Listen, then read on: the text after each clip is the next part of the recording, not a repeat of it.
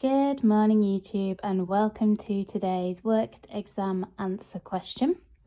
Today I'm going to be working through a synthesis question where we're going to be producing amine F from those three options there from methylbenzene in a 3-step synthesis. So as you will be familiar with by now, I'm going to highlight some of the key information in the question and set out how I would like to visually see this in order to know how I'm going to then work out everything that the question is asking me to do. So the question reads, amine F can be prepared in a 3-step synthesis starting from methylbenzene.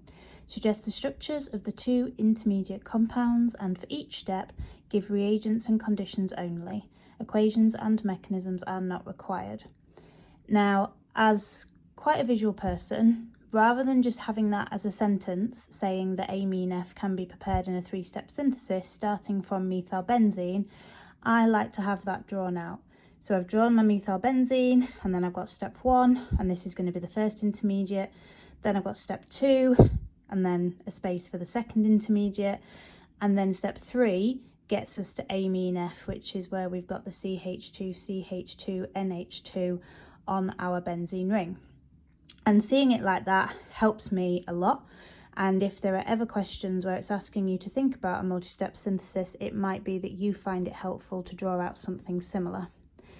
Now, when I see this, and I know this partly comes from experience, but I can notice that the final product, my amine F, has got 2 carbons between the benzene ring and the amine group, but in methylbenzene we just have 1 carbon attached to the benzene ring.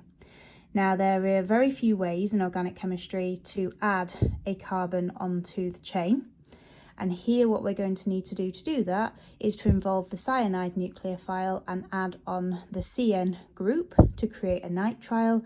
And then what we can do is we can open up the C triple bond N of the nitrile to make an amine. So that's got to be one of the steps. Now, in order to use the cyanide nucleophile, we need a halogenoalkane. And this is where knowledge of lots of different organic reactions are being tested in the same question, and that's quite challenging. But in order to have a nitrile functional group, the cyanide nucleophile has to attack a halogenoalkane. We are starting with this basically alkane part of my compound in methylbenzene. So then I've got to think about, well, how do I go from a CH3 to something like a CH2Cl, for example? And that would be free radical substitution. Then when I have my halogen atom attached, I could do nucleophilic substitution to turn it into a nitrile. Then I can open up the nitrile to make an amine. So let me get that down on paper and we can come back and discuss. And there we have it. So to turn our methylbenzene into something with a halogen as a part of that alkyl group, we need to do free radical substitution. Now, it hasn't asked for that. I've put that in brackets just for context. In terms of the reagents and conditions needed for free radical substitution, you could have chosen any halogen. I chose chlorine, and thus I'm going to need to add some chlorine molecules. If you'd chosen bromine, you would be adding bromine molecules. And the condition for free radical substitution is UV light, which is needed for initiation to break the bond between the halogen atoms in the halogen molecules. So that would take me to here, which is the first intermediate, and it says to suggest the structures. That is perfectly within that request. And then for step 2, again, it hasn't asked me what the name of the mechanism is, but that would be nucleophilic substitution.